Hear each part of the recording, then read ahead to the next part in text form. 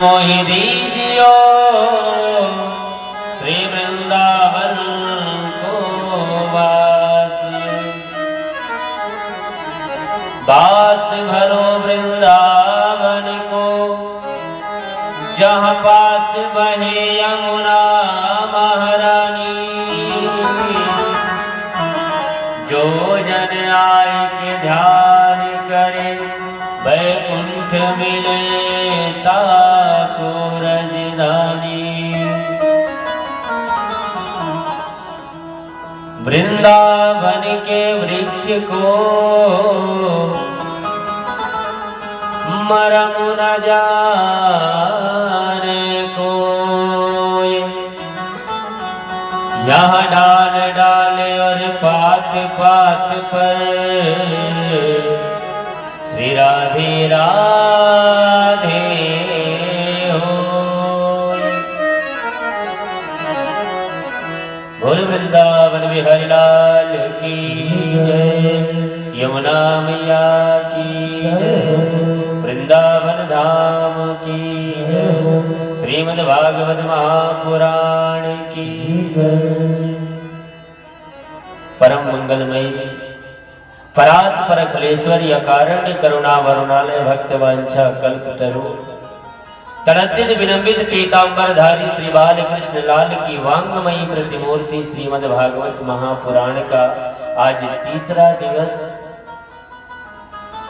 तीसरे दिवस के इस रात्रि वेला में हम सभी भक्त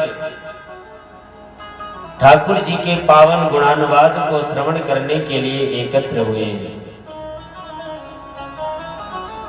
ठाकुर जी की विशेष कृपा हम सभी भक्तों पर है कि जन्म जन्मांतरे पुण्यम उदयम भवेत् तदांतरम श्रीमद् भागवतम लभेत्। जब कई जन्मों के पुण्य का उदय होता है तब ऐसा अवसर मिलता है कि हम ठाकुर जी के पावन गुणानुवाद को श्रवण करते हैं, और ऐसा सौभाग्य हम सभी ग्रामवासियों को अत्यंत सुलभता से प्राप्त हुआ है। हम सभी अपने नित्य कार्यों को विराम देकर अतिशीघ्र कथा पांडाल में आए, ठाकुर जी के पावन गुणानुवादों को श्रवण करके जीवन को कृत्यार्थ करें, क्योंकि ये भागवत रूपी भागीरथी खुद चल करके आपके इस गांव अमराई में आई है। भगवान को जब भक्तों पर कृपा करना होता है तो किसी ना किसी को माध्यम बना लेते हैं, और ऐसे ही माध्यम बनाए हैं हमारे पांडे परिवार को, जिनके द्वारा आप सभी को ये पावन कथा प्राप्त हो रही है। निश्चित रूप से हम सभी परम सौभाग्यशाली हैं, क्योंकि इस कलिकाल में धर्म का कार्य करना अब आसान नहीं रहा, बड़ा मुश्किल है। गलत काम करने जाओगे 1 मिनट में हो जाएगा, कोई देरी नहीं लगेगी। यदि आपको एक सत्यनारायण व्रत कथा सुनना होता है ना, तो कई महीने लग जाते हैं उसमें विचार बनाते बनाते। जानते हैं क्यों?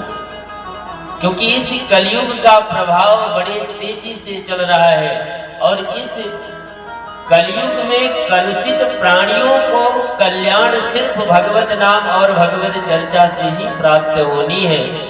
इसलिए हम सभी समय निकाल करके कुछ समय के लिए ये जो साप्ताहिक आयोजन हुआ है उसमें से आज तीसरा दिन है, धीरे धीरे समय व्यतीत हो जाएगा और आप सभी वांछित रह जाएंगे। इसलिए अतिशीघ्र अपने नित्य कार्यों को विराम दे करके आए कथा में, और भाव के साथ श्रवण करके, क्योंकि बिना श्रद्धा और भाव के कुछ प्राप्त नहीं होता है।